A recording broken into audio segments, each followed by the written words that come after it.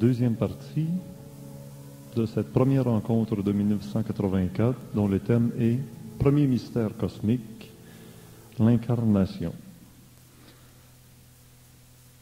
On se quittait tantôt, Bernard, de Montréal, en faisant allusion au phénomène extraterrestre qui prendrait un être humain sur la Terre, qui l'amènerait à bord d'un appareil, et après l'avoir laissé sur la Terre, le type raconterait toutes sortes de choses, mais toutes ces choses lui auraient probablement été programmées par les extraterrestres, ce qui est fort possible.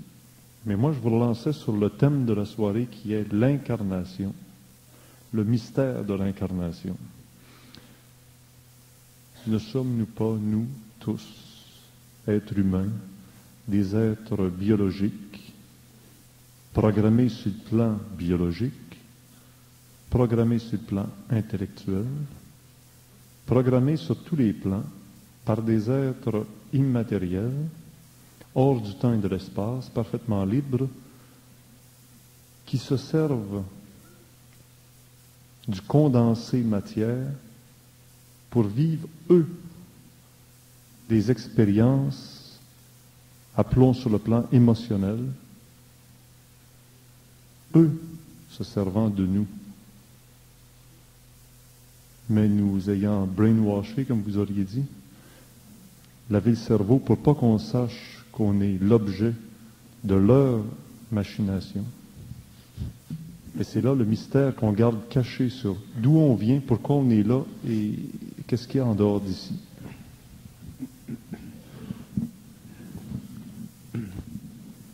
La fonction de l'homme, c'est de découvrir ça. Un des grands buts de la vie sur la Terre, c'est de découvrir ça. Une fois que l'homme a découvert ça, là, ensuite, l'homme développe une science totale, globale de la vie. Parce que quand l'homme découvrira le geste de l'invisible à son insu, contre lui, pour son involution, l'homme devra supporter le choc de la découverte. Ça crée un choc.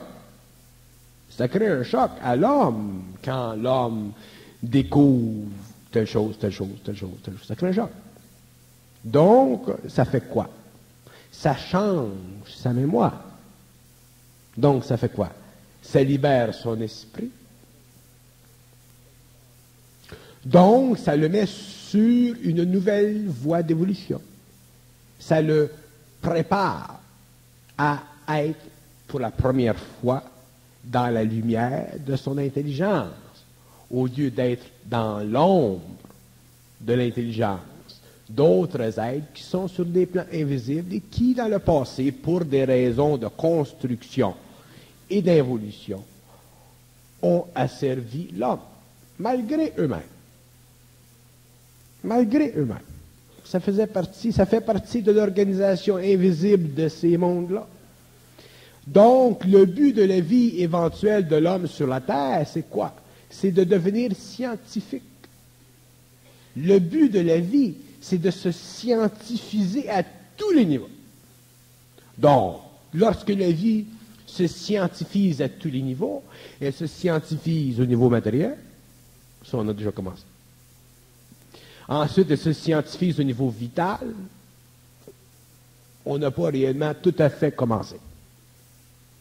Ensuite, elle devra se scientifiser au niveau astral, émotionnel, au niveau mental, et ainsi de suite. Là, on tombe dans la haute robotisation des clones. Donc, la vie doit se scientifiser. Mais pour que la vie se scientifise, il faut que la vie devienne, au niveau de l'expérience humaine, réelle. C'est-à-dire qu'il faut que l'homme connaisse la vie de son esprit, au lieu de simplement vivre de l'histoire, de la mémoire de son âme. Ce que les psychologues appellent l'inconscient. Il faut qu'un jour, l'homme cesse d'être inconscient. Il faut qu'un jour l'homme puisse réaliser que c'est une insulte à son intelligence ou à l'intelligence de son esprit ou à la présence de son esprit sur son mental, sur son plan mental, de rêver dans la nuit. C'est une insulte rêver quand on devient même inconscient. Donc, il faut que l'homme en arrive à un état de maturité. Ça prend des siècles pour ça. C'est une nouvelle évolution. Ça prend des siècles. Mais la clé là-dedans, c'est que l'homme doit prendre conscience quelque part dans sa vie individuelle que la réalité interne de sa conscience, elle est en fonction de sa capacité à lui d'absorber le choc que crée la mémoire lorsqu'elle est vue et prise dans son ensemble total contre l'esprit de l'homme. Puis ça, c'est dans l'expérience de l'homme. Il n'y a pas un être humain sur la terre qui peut entrer dans son esprit sans le support de son esprit. C'est impossible. Donc, à un certain moment, l'homme a le support de son esprit. Il y a une fusion quelque part qui se fait. Ça fait partie de la nouvelle évolution. Mais lorsque l'esprit commence à se libérer, c'est-à-dire à descendre dans l'homme, c'est-à-dire à se manifester dans le mental de l'homme, pour créer ce qu'on appelle une conscience supérieure, le mental supérieur, whatever, il y a un changement dans la mémoire de l'homme. C'est-à-dire qu'il y a un vacillement, qu'il y a une dépolarisation, qu'il y a une réorganisation du matériel psychique de l'homme, autant sur le plan mental que sur le plan émotionnel. C'est ça qui permet à l'homme de vivre de plus en plus de proximité avec cette énergie-là, autrement dit de fusion. Donc, au cours des années, ça le prépare l'homme à être en contact avec une réalité beaucoup plus extrasensorielle. Ce qui veut dire quoi? Ce qui veut dire que ça permet à l'homme, au cours des années qui viendront, à vivre du matériel et aussi à vivre de la part de l'immatériel dans le matériel. Là, la vie commence à avoir du sens. Elle commence à avoir du bon sens. Pourquoi? Parce qu'elle est contrôlée par l'homme. C'est-à-dire qu'elle est contrôlée par l'esprit dans l'homme. Parce que l'homme, c'est l'esprit dans l'homme. L'homme, c'est pas ça. C'est une coque, ça. Ça, il n'y a rien là. Ça, c'est du steak. Mais l'esprit dans l'homme, c'est ça, l'homme. Donc, cet esprit qui est très puissant, parce que c'est l'énergie même, transmute.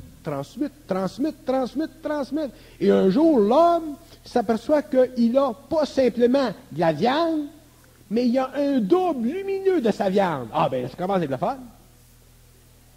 Tu sais, quand tu es couché, puis tu sors de ton corps, puis tu te regardes, puis tu as un double lumineux de ton corps, puis tu peux aller où tu veux, puis rencontrer qui tu veux, puis rentrer dans la matière, puis sortir dans la matière. C'est intéressant.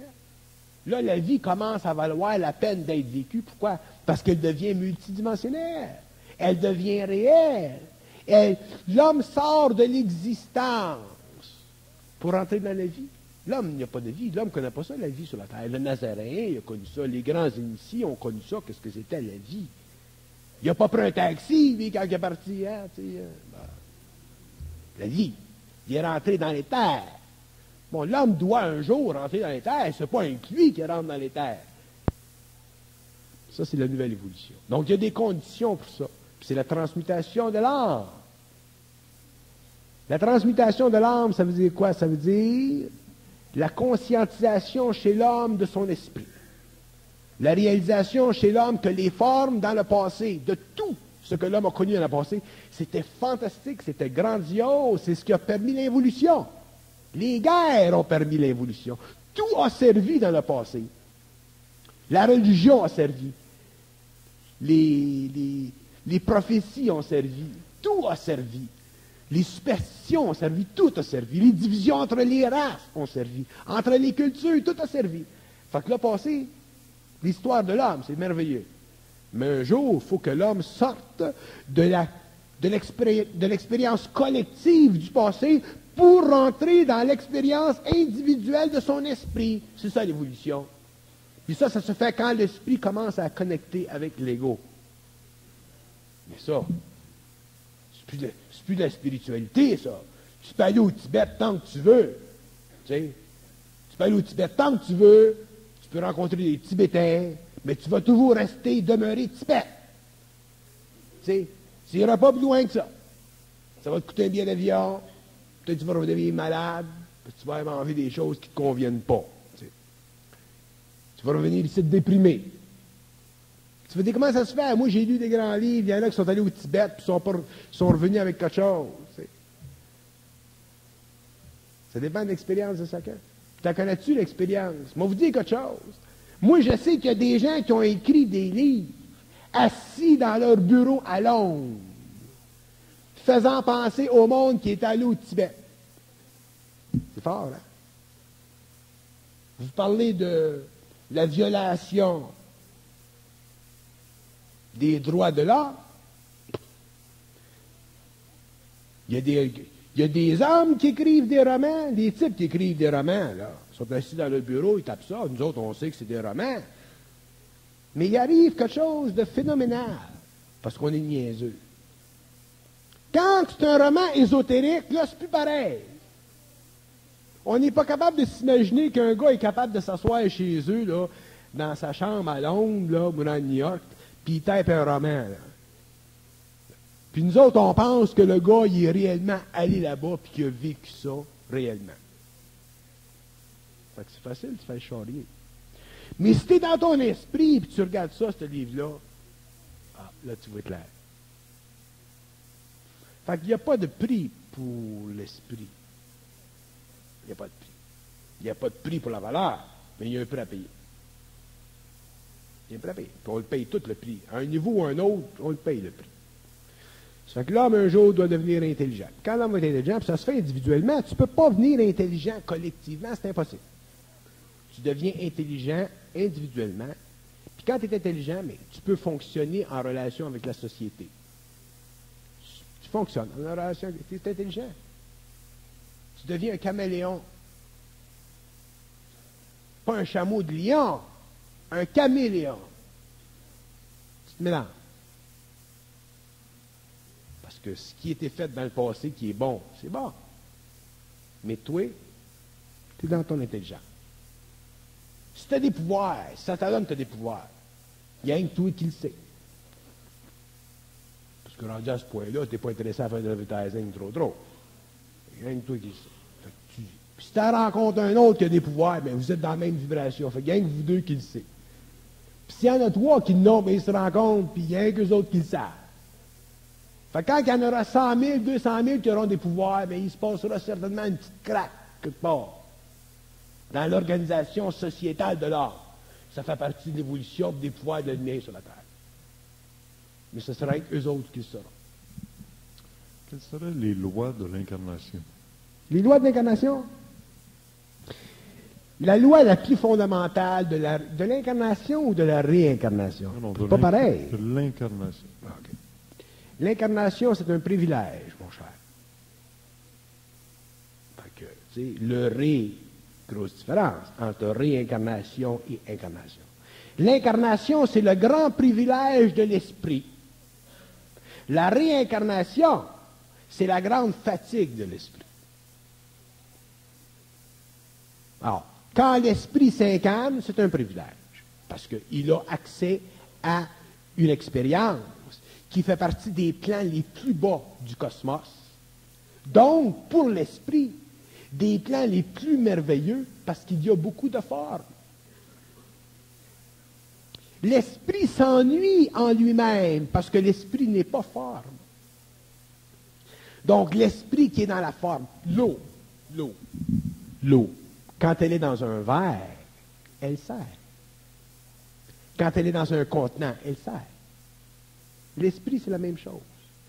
L'esprit, quand il est contenu, il sert. Donc, c'est un privilège, l'incarnation.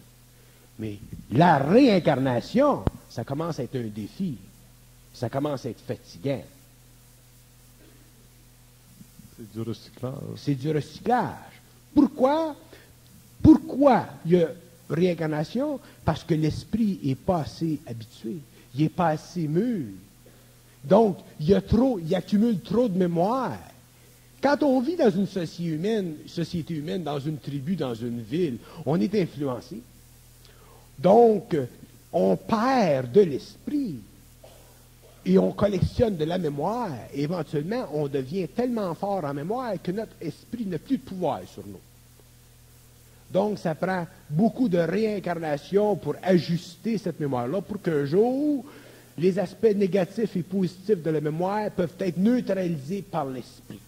Et ça se fait par le fait que plus l'esprit évolue, plus il est capable de se construire un corps mental, un corps émotionnel, et un corps vital, et un corps physique de bonne augure, solide, sain. Donc un jour, quand il est prêt à mettre la hache dans la mémoire, le corps mental peut le supporter, le corps émotionnel peut le supporter, le vital et le physique. Donc l'esprit descend dans la matière, et là, il peut se former un nouveau corps, qu'on appelle un corps de lumière, parce que la conscience atomique du corps physique a été élevée en vibration. Donc, il peut se détacher éventuellement un double qui devient plus tard le transport de l'esprit.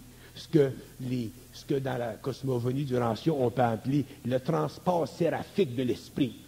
Donc, l'homme a aussi accès à un transport séraphique. Mais ce n'est pas un transport séraphique qui est universel. C'est un transport séraphique qui est simplement morontiel, c'est-à-dire qu'il appartient à la gestation de l'âme. Il fait partie des ordres de l'âme, ce transport-là. Ce corps-là, il fait partie de l'ordre de l'âme. Plus l'âme a perdu de la mémoire, plus le transport est puissant. Plus l'âme a perdu de la mémoire, plus il y a de la luminosité dans le transport. Donc, plus le transport peut servir l'esprit de l'homme à entrer dans les domaines qui sont privilégiés de l'esprit, réservés à l'esprit, mais donnés en probation à l'être humain qui a dépassé les champs de l'immortalité. À ce moment-là, l'homme peut entrer et parler, dialoguer, entrer en conversation avec les dieux, et on retrouve à ce moment-là les grands mystères réfléchis dans l'expérience de l'âme au lieu d'être vécus au niveau de l'espoir spirituel, ésotérique, occulte, aveugle, naïf, niaiseux d'une humanité rampante. À ce que vous avez dit, est-ce qu'on peut tirer la conclusion que celui qui naît infirme dans un corps physique a un trouble au niveau de la descente de l'esprit? L'infirmité, ça peut faire partie d'un certain karma. Il y a des choses, mais ça fait rien, parce qu'un homme peut être infirme, mais son infirmité sert toujours à l'esprit. Tout sert. Mais l'infirmité réfléchit toujours une condition derrière.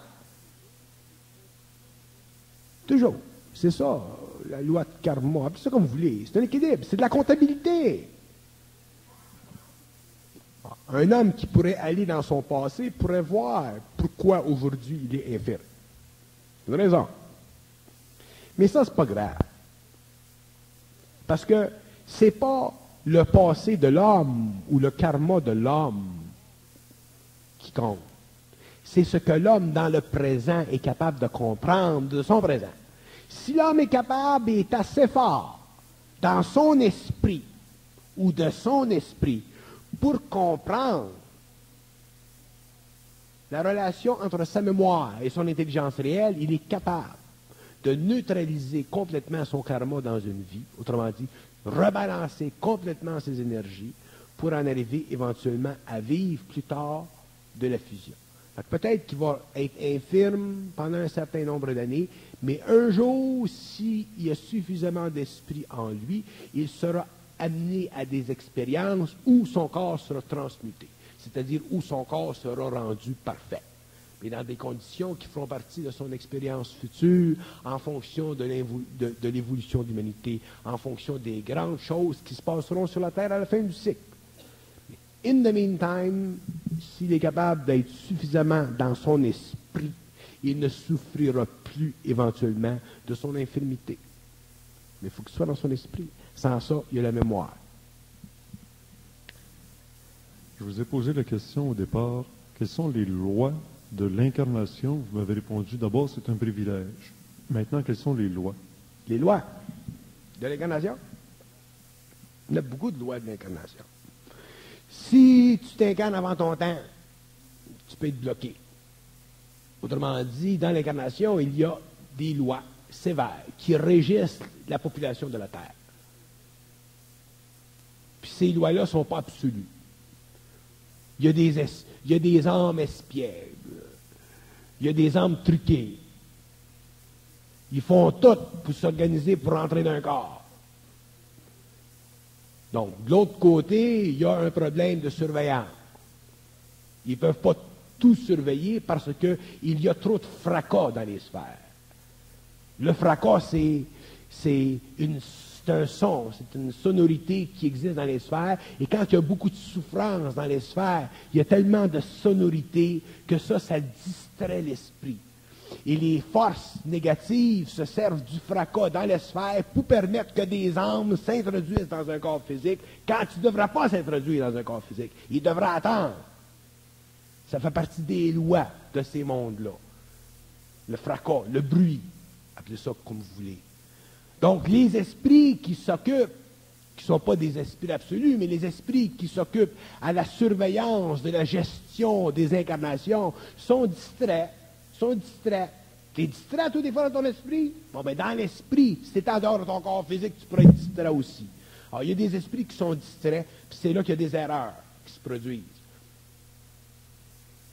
Donc, une des lois de la réincarnation, c'est la gestion du temps.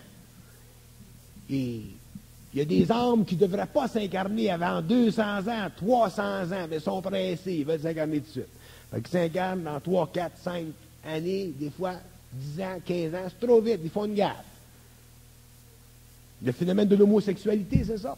Des âmes qui s'incarnent trop vite. Au lieu d'attendre dans 500 ans, 50 ans, 200 ans, dans une nouvelle civilisation où ils ont perdu la mémoire de leur féminité, ils réincarnent quelque temps après. Fait que le gars, la fille est morte, comprends-tu, puis elle se réincarne d'un corps de mâle. Fait que le mâle, il a toute la mémoire féminine de la femme avant. Puis après ça, il se demande pourquoi il est homosexuel. Ça, c'est une des grandes raisons. Il y a des erreurs comme ça qui se commettent. Une autre loi de la réincarnation. La réincarnation... Pas de la réincarnation. De l'incarnation. De l'incarnation.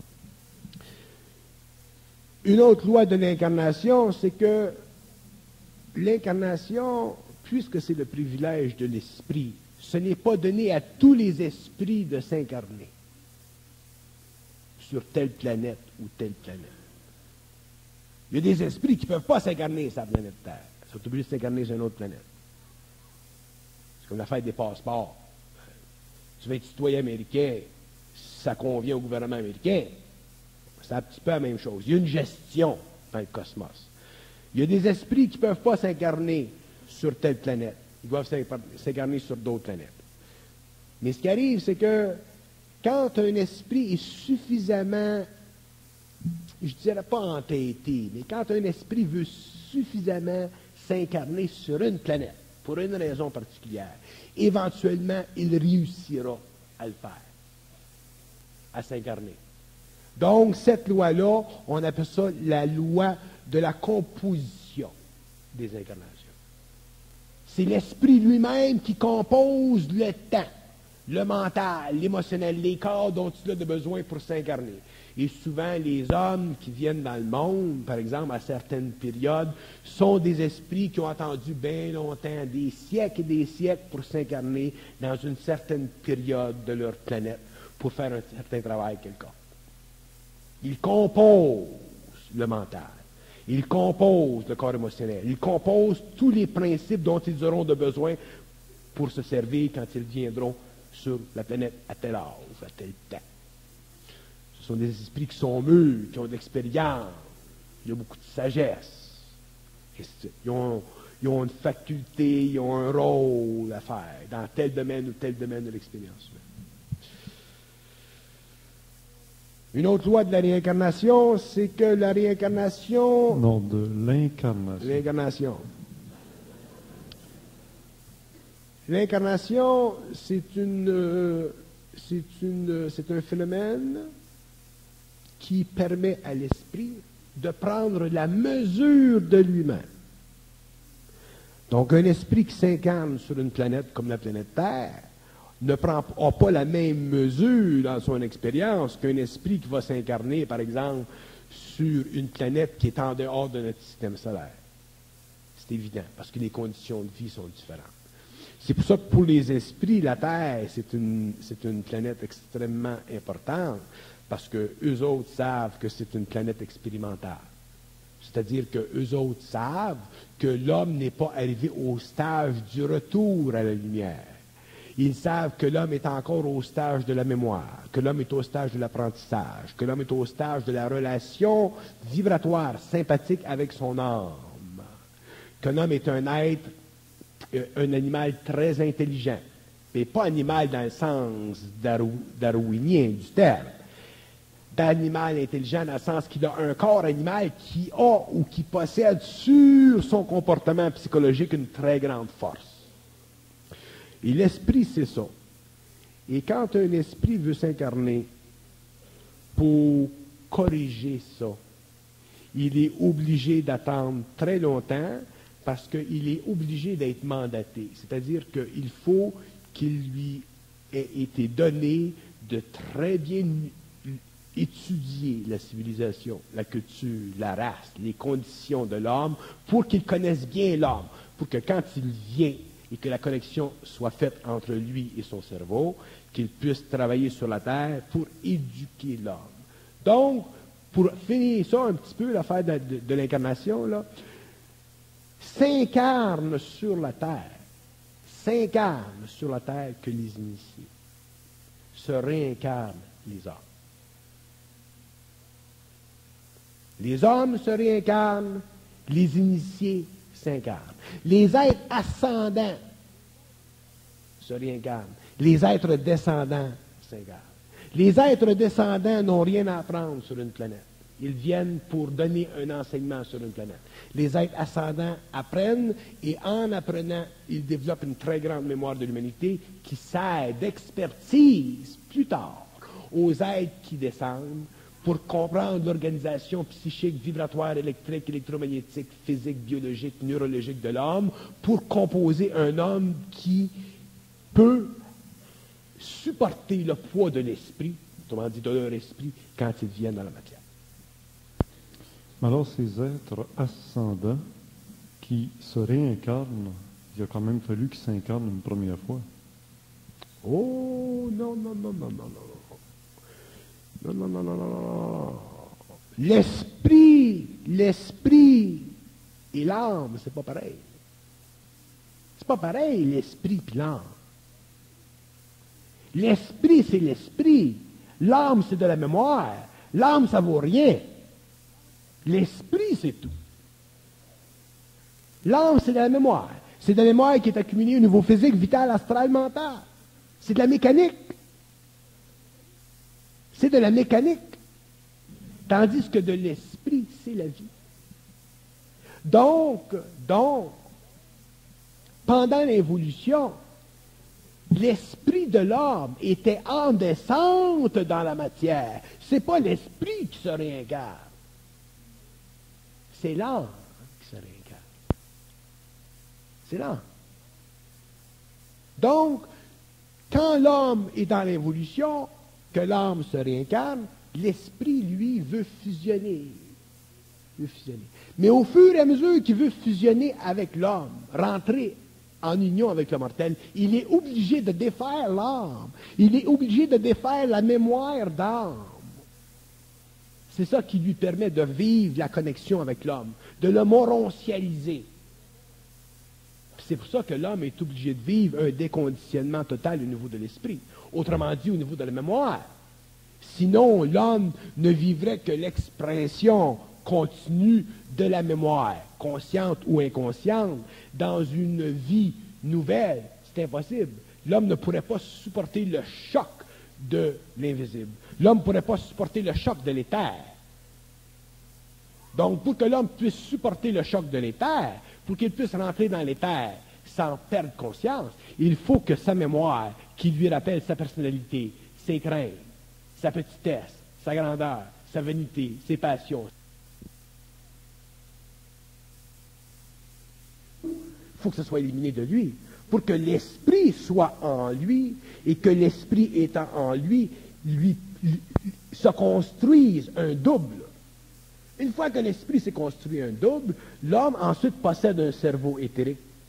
Il a une composante éthérique de son mental, de son astral, de son vital, de son physique. Là, il peut entrer dans les terres, qu'on appelle le paradis terrestre. Il peut entrer dans ce monde-là et travailler dans ce monde-là. Tantôt, vous nous avez parlé des êtres descendants, les initiés. Vous avez dit les autres, les humains, se réincarnent. Mais alors, quelle est l'origine de ces humains qui se réincarnent? L'origine des humains qui se réincarnent, c'est simplement l'origine de l'expérience de la mémoire.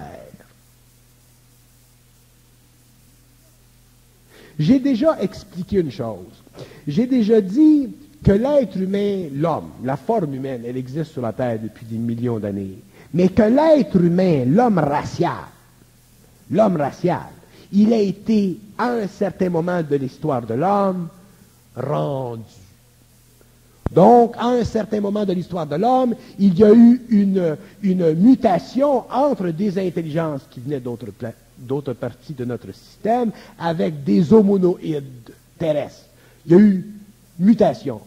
La mutation a créé l'homme racial. Le noir, le jaune, le blanc, whatever. D'où on est aujourd'hui les descendants, nous autres. Mais dans le phénomène de la vie, de l'expérience de ces êtres-là, il n'y avait que de l'expérience. C'était le phénomène de l'expérience qui donnait à l'homme son intelligence, donc sa mémoire. Ce n'était pas un phénomène d'esprit. C'était le phénomène. Prenez un verre. Comment un chien? Un chien. Un animal. Un chien.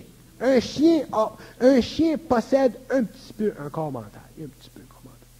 C'est le phénomène de l'expérience qui donne au chien son intelligence. C'est le phénomène de l'expérience très, très, très simpliste qui donne au verre la capacité d'accumuler la partie de l'autre verre si tu le coupes en deux. La mémoire. C'est un phénomène de mémoire. Le chien ne pense pas. Le chien n'a pas d'ego. Le chien a des émotions. Il a une très grande capacité de mémoire parce qu'il est à un stage d'évolution au niveau de son mental qui est suffisamment avancé pour un animal. Mais qu'est-ce qui donne à l'être humain la distinction d'être un être humain? C'est qu'il possède de l'esprit plus ou moins près de lui, plus ou moins capable de fusionner avec lui. Donc l'esprit de l'homme le suit depuis des siècles. Mais il est incapable de fusionner avec lui parce qu'il y a trop d'âme. Mais l'âme, elle est nécessaire parce qu'elle donne à l'homme la constante de sa composition psychologique. Jusqu'à ce que l'esprit descende suffisamment pour faire sauter l'âme, remplacer la mémoire expérimentale de la conscience de l'homme par une conscience pure, remplacer l'expérience de l'humanité par une création pure, remplacer les dogmes de l'humanité qui ont servi à la stabilisation de son émotion vis-à-vis son mental pour qu'ils ne se mangent pas ensemble, par une conscience pure. Ça, c'est l'esprit. Ça, c'est la nouvelle évolution. Pour revenir à l'exemple de l'homme avant l'homme, c'est-à-dire l'animal, est-ce que le chien a une âme? Le chien a une âme, mais oui, le chien a une âme. Il y a de la mémoire. De la mémoire, c'est de l'âme. Seulement, c'est une âme qui est plus évoluée que l'âme d'un rat. Est-ce qu'une plante a une âme? L'âme a de l'âme. On ne dit pas que l'âme a une âme. On dit un chien a une âme. Mais une âme, ça a de l'âme. Du minéral, ça a de l'âme. C'est à partir du... Excusez, je mets ma patte là, je me repose. C'est à partir du stage animal qu'on peut dire que l'animal a une âme. C'est comme un poisson, ça n'a pas d'âme. Ça a de l'âme. Un chien, ça a une âme. C'est divisé. La mémoire est suffisamment complexe pour se séparer. Qu'est-ce qui arrive à une cellule quand elle est bien développée? Elle se sépare. Quand elle est bien développée, elle se sépare. Bon, c'est un petit peu la même chose avec l'âme du chien. Elle se sépare. Elle est individualisée, l'âme du chien. C'est pour ça que c'est important, un chien. C'est pour ça que la domestication du chien, c'est important. La domestication des animaux. Qu'est-ce que c'est le phénomène de domestication des animaux? C'est aider les animaux à avoir une âme.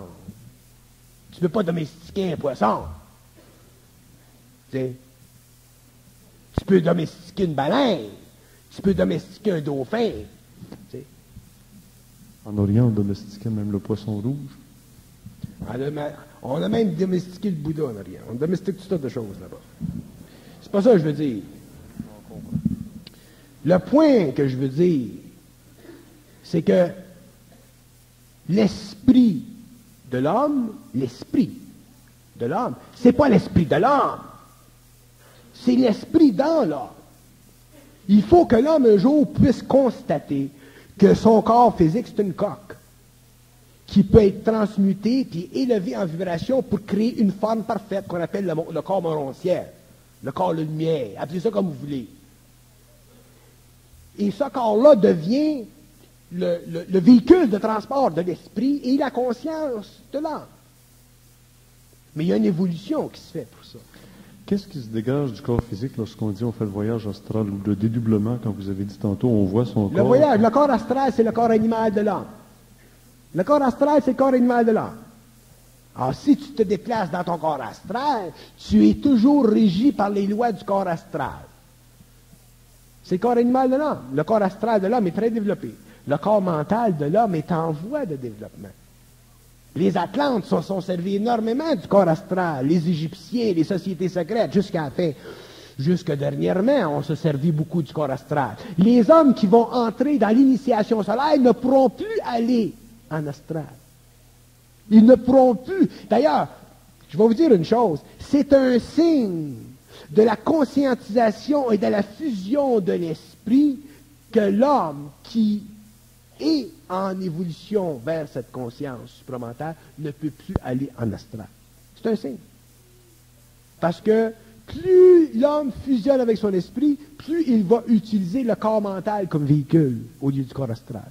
Le corps astral, il est mis de côté, ça plus. Fait que tant que l'homme se sert de son corps astral, ça lui permet de se spiritualiser. Mais lorsque l'homme est rendu suffisamment avancé dans la conscience de son esprit, c'est le corps mental qu'il se sert pour transporter son esprit.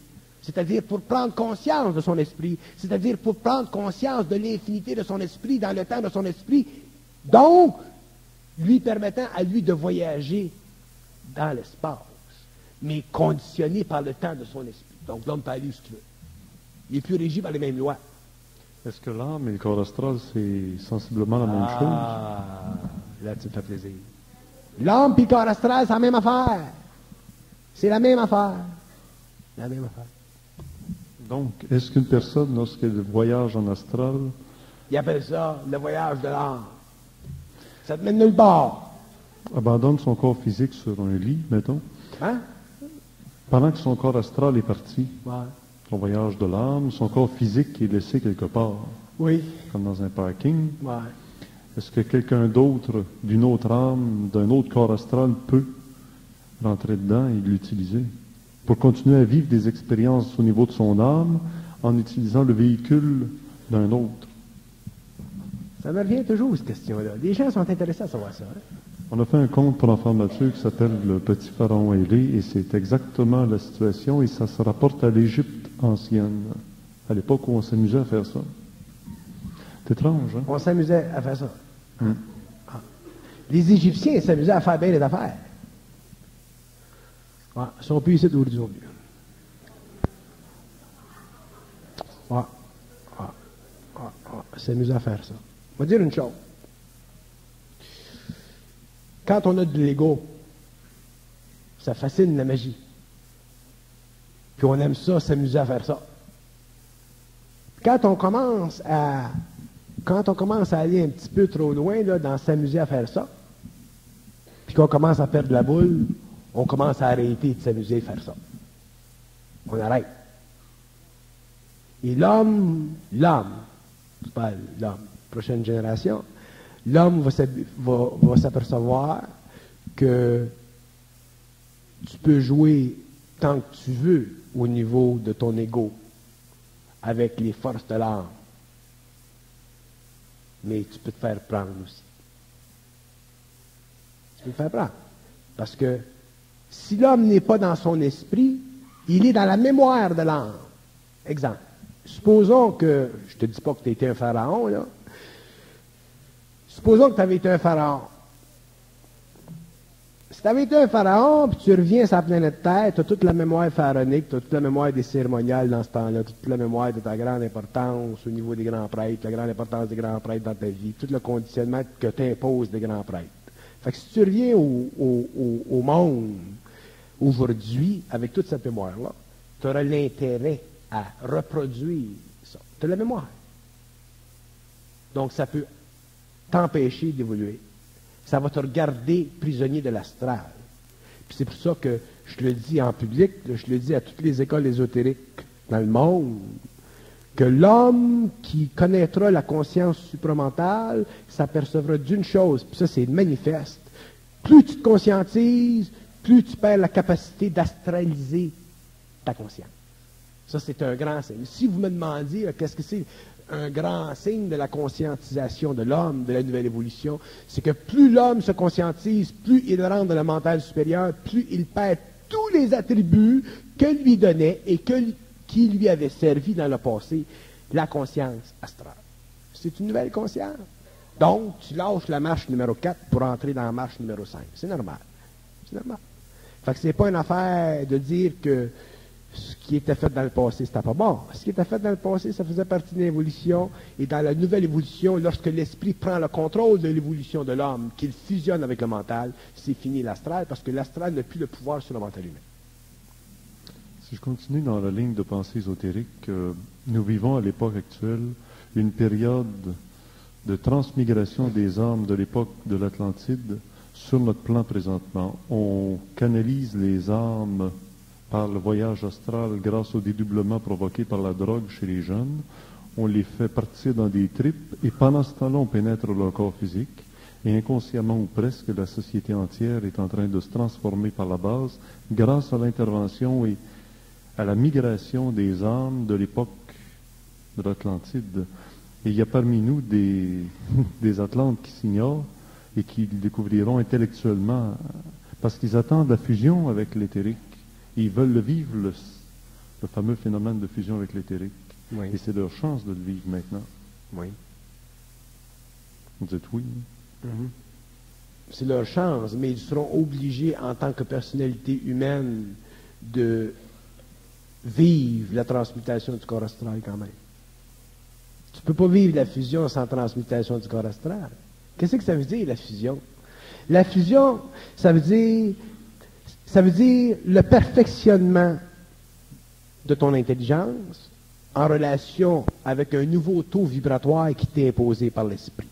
C'est comme si tu avais un radio, là, puis ton radio, il prend certaines ondes. Bon, tu prends CKVL. Là, dans le processus de fusion, ton esprit change le taux vibratoire de ton cristal. Là, c'est plus CKVL que tu prends. C'est CKML. Tu prends un autre poste. Puis ton esprit peut changer le taux vibratoire de ton cristal comme il veut. Donc, plus ton mental est fort, plus ton esprit peut le changer. Il change jusqu'à temps que tu arrives à ta limite. Ton esprit connaît ta limite. Donc, plus tu avances, plus il change, plus tu deviens fusionné. Plus tu deviens fusionné. Plus tu deviens fusionné. Fait que si ton mental est très fort, il va te fusionner. Si ton mental est très fort, il va fusionner. Quand tu es rendu à ce point-là, tu es rendu au niveau, dans l'expérience de l'art, de ce que le pape Jean XXIII appelait quand il disait « À la fin du cycle, Jean et Michel Archange seront un sur la terre. » Quand le pape disait que Jean et Michel Archange seront un, ça veut dire que l'esprit aura fusionné complètement. C'est ça la fin du cycle. Donc l'esprit peut fusionner, l'esprit de chaque homme fusionne avec chaque homme selon la capacité de chaque homme de répondre émotivement ou mentalement à cette énergie-là. Donc, selon la capacité de chaque homme de mettre de côté de la mémoire. De la mémoire, c'est de la sécurité pour nous autres. Un gars là, qui est à l'Université de Montréal, qui a 3 doctorats, là, qui a beaucoup de mémoire, tu penses qu'il se sent pas bien? Il se sent en sécurité. Tu peux pas l'accoter. Tu parles de ça, il répond de ça. Tu parles de l'autre affaire, il répond. Tu parles de l'autre affaire. Pour l'accoter, il faut que tu parles de quelque chose qu'il ne comprend pas. Là, si tu parles de quelque chose qu'il ne comprend pas, il se fâche. Là, il dit tu charries parce que je ne comprends pas ça. L'ego, il se défend tout le temps. Normal. Bon. C'est pour ça que les intellectuels n'ont jamais aimé ça, l'ésotérisme. C'est too much pour eux autres. C'est dur de comprendre l'ésotérisme. Les autres sont habitués à comprendre ça, des petites formules. Là, tu tombes dans les affaires à main, ils ne comprennent pas ça. Ils mettent ça de côté, c'est pas bon. C'est pour ça que les sociétés secrètes, dans le monde, puis il y en a dans le monde des sociétés secrètes, bien plus que les gens pensent, sont toutes quoi? Sont toutes ésotériques. Parce que personne ne comprend rien, excepté ceux qui sont dedans, fait qu'ils sont safe. C'est déjà. Hein, ça? Fait que le petit bureaucrate, lui, il ne voit pas. Je dois vous avouer une chose. Je suis dans le milieu de l'enseignement, ici dans la province de Québec, et on prépare maintenant dans les cours qui vont être transmis au cégep, sciences pures, les sciences de l'homme et les sciences occultes. Ah, ben c'est Ici, extraordinaire. au Québec, Ah ouais, mais c'est on au va Québec. commencer à s'enseigner. Ben, c'est au Québec. C'est pas De au Québec, façon- au Québec. Je te dis, au Québec, c'est au bout. Il y a du monde au Québec qui sont au bout. C'est ça que je disais tout à l'heure. On est une province privilégiée. Je suis sûr qu'en Colombie-Britannique, on n'enseigne pas les sciences occultes dans l'école. C'est extraordinaire, la province de Québec. C'est pour ça que je dis, si les gens peuvent commencer à s'ouvrir, à arrêter d'avoir peur, mais à être intelligents. Il ne s'agit pas d'être niaiseux non plus pour prendre les chances. C'est dangereux, l'ésotérisme et l'occultisme, quand on n'est pas préparé. Il y a des gens qui peuvent nous aider à comprendre les choses. Là, à ce moment-là, c'est extraordinaire de faire la synthèse ou la fusion de ces deux sciences-là, les sciences de l'esprit, parce que l'ésotérisme, c'est les sciences de l'esprit ou les sciences de l'âme, si tu veux, et les sciences de l'intellect. C'est merveilleux. Alors, dans les lois de l'incarnation, est-ce que c'est tout? Dans les lois de l'incarnation, il y en a bien les lois de l'incarnation. On peut en pondre autant qu'on peut parler. Parce qu'il y a cette fameuse histoire du mystère de l'incarnation du Christ. Le mystère de l'incarnation du Christ. Parce que vous venez de me dire, j'ai l'impression qu'il n'y en a plus de mystère. Mais ça n'existe pas, un mystère. Les mystères, c'est un snow job. Alors, le Christ est un initié, c'est un être descendant. Le Christ, c'est un être. Bon. Si vous voulez que je vous parle du Christ comme moi je le vois, là, Sous l'aspect de l'incarnation. c'est l'aspect de l'incarnation. D'abord, lui, il n'est pas réincarné. Il y en a qui disent que c'était, je ne sais pas trop qui avant, là, Moïse réincarné en Jésus. Ou, Mais oui, mais ça, c'est pour donner de la substance au phénomène humain. T'sais, lui était Moïse avant, fait qu'au moins s'il était Moïse avant, il est correct. On fonctionne toujours par déduction. OK, alors lui, il n'est pas réincarné. Le Nazaréen, il est venu d'une shot, puis c'est final. Seulement quand il est venu, il a fait une chose, c'est qu'il a permis d'ouvrir les circuits universels. Parce que son esprit était tellement puissant que son esprit a été capable de passer à travers les couches de l'astral. Quand le Nazaréen disait, ou qu'on disait que le Nazaréen est descendu aux enfers, autrement dit, il est descendu dans les couches les plus basses, les couches vibratoires de la mémoire de l'humanité les plus basses. Donc, il a permis la communication, l'ouverture des circuits universels. Moi, je considère que l'expérience du Nazaréen, là, sa fonction la plus importante pour l'homme, la plus occulte, ça a été de permettre que des hommes puissent plus tard, au stage de l'évolution, communiquer avec les circuits universels. Ça, c'est sa plus grande, c'est son plus grand don à l'humanité. C'est réellement là que le Nazaréen a sauvé les hommes. C'est réellement là. Le reste, c'est de la sensiblerie. Mourir sur la croix, ça, c'est du drame. Ça, c'était tout créé au niveau de son incarnation. Ça, c'était du drame, ça, pour le cœur de l'homme, pour les émotions de l'homme, et ainsi de suite. Mais au niveau occulte, la fonction occulte du Nazaréen, son grand travail, ça a été d'ouvrir les circuits universels pour que des gens, aujourd'hui, puissent communiquer avec les sphères. Pour qu'on arrête d'être niaiseux, puis qu'on commence à savoir ce qui se passe, pour qu'on commence à comprendre des mystères, et ainsi de suite. Dans l'incarnation, il nous a dit, faites ceci en mémoire de moi, mangez le pain, buvez le vin. C'est comme si c'était encore lui qui était là, mais c'est pas de l'incarnation, ça c'est quoi? C'est du rite, c'est du rituel magique. Il faut comprendre une chose. Il faut toujours séparer l'esprit du corps. OK? Parce qu'on dit que sa présence réelle est dans l'hostie ou dans le vin consacré. Non, il ne faut pas faire du stock. Non. L'overtime? Il faut être intelligent. quand le Nazaréen disait « Faites ceci en mémoire de moi », étant un initié, ça a le pouvoir de la parole. Fait qu'un initié, quand ça dit quelque chose, ce que ça dit, ça se répercute dans le temps. Donc, faites ceci en mémoire de moi, ça l'a permis de créer l'Église catholique. Au niveau de l'évolution européenne, c'est important. C'était pas son but, lui, en tant qu'homme, de créer l'Église catholique. C'était le but éventuel de son esprit. Comprends-tu? Fait que lui, quand il disait « Faites ceci en mémoire de moi », c'était son esprit qui parlait à travers lui, le bonhomme, là, en chair et en os, le steak. Fait que quand l'esprit disait au steak « Faites ceci en mémoire de moi », le steak était en fusion avec l'esprit, le steak disait « Faites ceci en mémoire de moi ». Donc, l'esprit, à travers le steak, a permis de créer l'Église catholique. Comprends-tu? Au cours des années. Comprends-tu ce que je veux dire?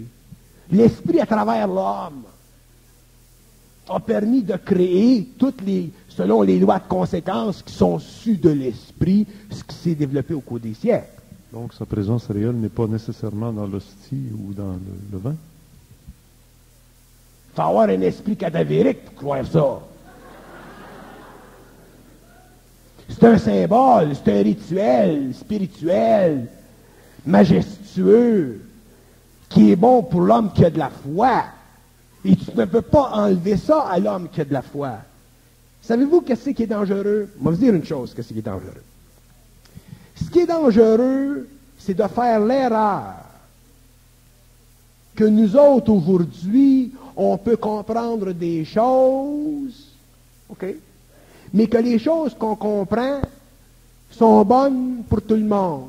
Ça peut être une très grave erreur. On a le droit aujourd'hui de parler, de dire des choses, mais on se doit de respecter les idées, les opinions des hommes qui sont encore dans la mémoire de l'art. Comprends-tu? Il y a un temps pour l'évolution de l'Amérique du Sud, il y a un temps pour l'évolution des peuples dans les petites provinces d'Italie et d'Irlande. Il y a un temps pour l'évolution des peuples dans les petites provinces en Arabie. Il y a un temps. Donc, il y a des idées aujourd'hui qui sont émises dans un certain public, d'accord. Mais il y a une chose qu'il faut comprendre, c'est que ce que l'homme a cru dans le passé, ça faisait partie des plans de l'évolution de la Terre par l'esprit en utilisant la conscience astrale de l'homme. Tu comprends? L'esprit, c'est intelligent. Ça vouait des siècles d'avant. Le Nazaréen, lui, étant en fusion avec son esprit, a servi son esprit. Il y a deux remarques que je voudrais faire, Bernard. Il nous reste à peine, même pas 10 minutes, je pense, 6 minutes, mais je ne peux pas laisser passer deux choses de la part de Bernard. Moi, je fais le travail opposé à ce que Bernard fait, je l'ai déjà dit. On se comprendra un jour en public devant tout ça. Mais si l'esprit est indépendant du temps et de la matière, si l'esprit agit sur la matière, si l'esprit peut se servir de la matière, il suffisait que l'initié transmette le message que ceci était son corps et ceci était son sang, sans aspect cadavérique. C'est la mémoire qui remplit le rôle de la fonction générative spirituelle de l'hostie. C'est pas l'hostie qui remplit le rôle biologique, spirituel, cosmique de la mémoire. Si je te dis, si moi je suis un initié, puis je te dis, le verre, il est en cristal, mange-les puis avale-les, puis j'ai le pouvoir de te le faire manger puis l'avaler, ça, c'est quelque chose que je fais avec toi aujourd'hui. Ça ne veut pas dire que dans 300 ans, le monde va avaler des verres. Comprends-tu? J'ai fait quelque chose aujourd'hui pour cristalliser la forme, pour que la forme devienne une mémoire, pour que les mémoires deviennent imprimées dans la conscience de l'humanité, pour que le verre devienne demain une nouvelle religion. C'est la fonction de l'initié. Mais demain, dans 200 ans, 300 ans, 400 ans, il va falloir que les gens arrêtent d'avaler des verres et qu'ils fassent d'autres choses. Parce que le processus du verre, c'est un processus magique entre nous deux. C'est pas un processus magique entre l'homme de demain. Parce que l'homme de demain, il va avoir compris d'autres choses. C'est pas absolu les mystères. C'est pas absolu la magie ritualistique. Ça a une fonction psychologique selon le niveau de mémoire de l'humanité, autrement dit, selon le degré d'esprit de l'homme. Mais dans ce temps-là, l'homme n'avait pas d'esprit, il y avait de l'âme. L'homme, aujourd'hui, à la fin du 20e siècle, est rendu à construire des computers, envoyer des hommes sur la Lune. L'homme commence à avoir de l'esprit un peu plus vibrant, et au 21e siècle, l'homme va avoir encore plus d'esprit. Fait que l'homme, au 21e siècle, c'est évident qu'il va voir à travers le jeu ritualistique astral de la mémoire spirituelle qui est imposée à l'humanité pour l'évolution et l'organisation sociale, culturelle, raciale et nationale des pays européens qui éventuellement donnent naissance à nous autres. Tu sais, il faut être intelligent dans la vie. Il ne faut pas vivre selon le mode de la mémoire et la propagation des lois de la mémoire. Il faut connaître, comprendre pourquoi telle chose. Qu'est-ce que ça veut dire telle chose? Qu'est-ce que ça veut dire mange ça puis tu vas devenir ça? Ça voulait dire ça spirituellement, au niveau de l'espoir, au niveau de la confusion de l'esprit et de l'âme dans le corps de l'homme de ce temps-là, mais plus aujourd'hui. On commencera une conférence rien que là-dessus, je pense. Il reste encore quelques minutes, malgré tout. Il y a un autre point. C'est un lien.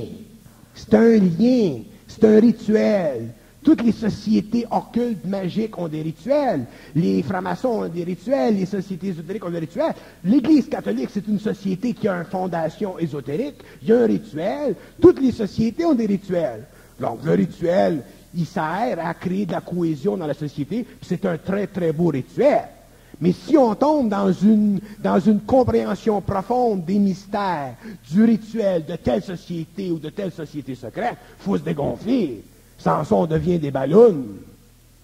Il faut voir clair, il faut voir avec intelligence, mais toujours respecter ceux qui, encore aujourd'hui, dans les différents pays, ont besoin de l'hostie, ont besoin de se mettre à genoux devant l'hostie. C'est ça de l'intelligence. De l'intelligence, ce n'est pas une force qui cherche à créer dans le monde la confusion, c'est une force qui cherche à amener dans le monde de la clarté, mais en respectant les ombres qui sont encore nécessaires. Parce qu'il y a encore des hommes dans le monde qui ne sont pas prêts à absorber le choc de la lumière. C'est ça le respect, c'est ça l'ordre, c'est ça la grandeur de l'intelligence, c'est ça la perfection de l'intelligence, c'est ça la perfection de l'esprit. L'esprit est capable d'englober tous les hommes, ceux qui sont un peu plus dans l'esprit et ceux qui sont moins dans l'esprit et qui ont plus d'âme, plus de mémoire. L'esprit, c'est très généreux. L'esprit, ça n'appartient pas à l'ego. La connaissance réelle, ça n'appartient pas à l'ego. Ce n'est pas de l'ego. Ce n'est pas la philosophie de l'ego. Ce n'est pas la psychologie de l'ego. L'esprit se fout de l'ego. L'esprit cherche simplement à donner à l'ego de la perspective cosmique sur des événements temporels. J'essaie d'abord de vous amener une autre façon de percevoir, là, puis j'aimerais votre commentaire, parce que vous êtes le gars le mieux placé pour me le donner. On demandera à Bernard après ce qu'il en pense. Si des extraterrestres vous rencontraient et vous disaient « je te laisse ça, là ». Alors? Si des extraterrestres vous rencontraient et vous disaient « je te laisse cet objet-là, là, c'est un walkie-talkie. Quand tu as un problème, tu t'en sers, puis ça va marcher. » Puis, tu vois comment c'est fait, c'est bien simple. Tu prends un cristal ou un petit grain de sable, puis à chaque fois que tu vas vouloir t'en servir, ça va marcher avec nous autres. Fais ça en mémoire de moi. Autrement dit, à chaque fois que tu voudras que ça marche, tu devras simplement le réfléchir d'une certaine façon et ça va fonctionner. Et en dehors du fait que c'est un rituel, ça marche. C'est pas de la mémoire, c'est technique. Et sur le plan de l'esprit, le walkie-talkie se transmet sur le plan de l'esprit. Au niveau où l'être qui est en dehors du temps et de la matière est capable d'aller chercher ton idée ou ton esprit au moment où tu te sers du walkie-talkie qu'il t'a laissé comme clé de contact. Un esprit, ça n'a pas d'idée. Non, mais un esprit, c'est pur et c'est en dehors du temps et de l'espace. Le rituel n'est que pour nous autres, le morceau de viande. Mais il est quand même nécessaire et automatique, comme un walkie-talkie que tu allumes à on, ça marche. Jusqu'à la fin des temps, il sera avec nous par ce système de walkie-talkie. Oui, mais il faut que tu veuilles le faire. Faut que, si tu es dans ton esprit, si l'homme est dans son esprit, tu m'arrives avec une gadget de même, dans mon esprit. Supposons que tu es un extraterrestre, tu m'arrives avec une ballon de mer. Si je suis dans mon esprit, OK, tu essaies de me faire passer quelque chose, t'essaies au niveau de ta science sociale extraterrestre, t'essaies de me faire passer quelque chose. Si je suis dans mon esprit, je vais avoir de l'air. Puis je ne marcherai pas.